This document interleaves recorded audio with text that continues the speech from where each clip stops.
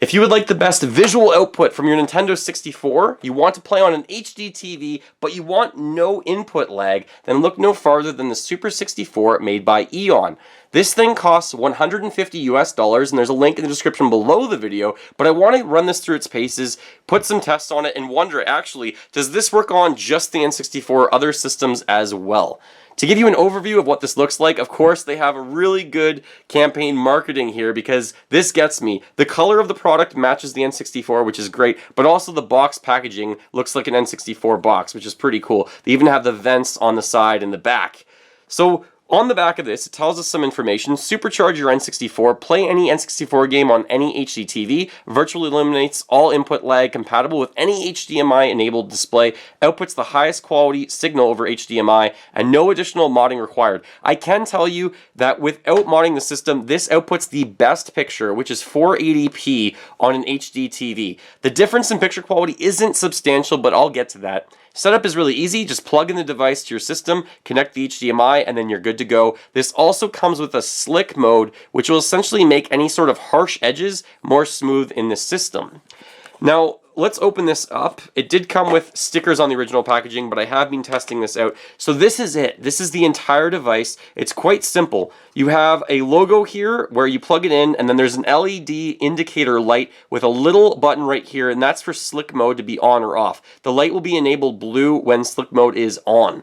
So all you're going to have to do is take your N64, flip it to the back. Normally where you have your cable coming out, you're going to plug this in, and then an HDMI cord can be attached to that, and then you're into your system and you're good to go. So let's run this through its paces, as I said, and get to it. The first thing I noticed about using the Super 64 is that the picture quality, although it is better, it's not that significant with each game. It does depend on what game you're looking at. I tried to synchronize the footage here. Of course, on the left you have the standard definition, on the right you have the Super 64 HD device playing on an HD TV. Some of the games have much brighter visuals, and you can tell that there's something going on, but generally you can't really tell that there's that much of an improvement. The best part about this, though, is the fact that you are playing these games on a modern television without input lag. So if you're looking for some stunning visualization improvement, you're not going to get that out of this device. Now, fortunately, this device also comes with something called the Slick Mode, which looks a lot better for some games. This is with the Slick Mode turned on. This is Pokemon Snap. And originally, I couldn't tell that much of a difference other than a lot of the harsh edges in the game are now more smoothed out. So this is going to be a preference thing. Some of you will want that old school look with the jagged edges that you're so used to playing on an N64, but other people might want the look that's a little bit different, that looks the text a bit crisper, and any sort of circular edges will of course be smoothed out. So when I was playing this originally, I could tell the difference when Slick Mode was turned on compared to when Slick Mode is turned off. So let's take a look at the text here. This is a camera check inside of Pokemon Snap. You can see right now it's a little bit blurry, and then when it's turned on for Slick Mode, it kind of just adjusts all those edges to be a bit more clear. In Banjo-Kazooie, the lights or the coloring of the game was definitely brighter using the Super 64 device. But when Slick Mode was turned on compared to off, I couldn't always tell. It really depended who was on screen and what was on screen at the time. So here you have a picture of Gruntilda's face, and when Slick Mode's turned on and turned off, there's a very slight difference in the gameplay. I actually did prefer playing this with Slick Mode turned on when I was gaming on this device. I thought it worked really well, and it did make the game look like it's an improvement for 2019. If you've played the Banjo and Kazooie games on the Rare Retro Replay on the Xbox, it does not look that good because those graphics were actually significantly improved. Here, Mario Kart 64 does look better with Slick Mode turned on. However, some of the characters' faces look a little blurred together.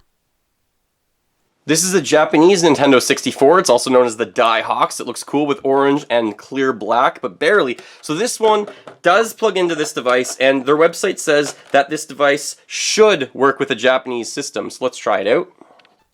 The Super 64 works as described with the Japanese system. If you're not sure what Nintendo 64 version you have in terms of your system, you can turn your system upside down and look at the sticker that's on it. This is NUS-001 with JAP in brackets. Paper Mario is one of my favorite games. It's also the only game I own as a Japanese cartridge, so it's the only game that I could test the visuals for. With the slick mode turned on, I thought this game personally looked a little bit better. I would probably prefer to play this game with this mode turned on. However, again, it's preference, and it's good to know that this works with Japanese systems. This is a European Nintendo 64 or a PAL region. This is the Pokemon Stadium Battle Set. And while the device does plug into this, the Super 64 is not compatible in European Nintendo 64 systems, unfortunately. The Super Nintendo, N64, and the GameCube all use the exact same cord to plug into the back of the system, so this got me thinking, will the Super 64 work with the other systems? Turning around a Super Nintendo in North America, we can see that this device is not made to fit into it, so it will not fit just because of the shape of it, because it is designed for the N64. I did contact a rep at the company for Eon that makes the Super 64, and they said that this device, it will definitely not work, it's not compatible out of it. Then we have the next system that came out. This is just the Super Nintendo Mini, I guess it's called, but not the classic. On the back of this, the device does plug in, but it does not actually get any sort of visual feedback from the system. Lastly, there is the Japanese version of the Super Nintendo, also called the Super Famicom, as it was in Europe as well. And on the back of this, we have the same input, but again, it's not going to fit, so it's not going to be compatible with this system either. So essentially, the Super 64 is not compatible with your Super Nintendo whatsoever. The last system to test the Super 64 with is the Nintendo GameCube. Now, turning the system around, we can see that the Super 64 does plug in well to the GameCube, so let's see if this actually works. And before I get to that, this has also a Game Boy player attached to the bottom of it. If it works with the GameCube, it's likely also hopefully going to work with the Game Boy player, which means Game Boy games, Game Boy Color, and Game Boy Advance games might be playable on an HDTV. So let's plug this into a TV and see how it goes.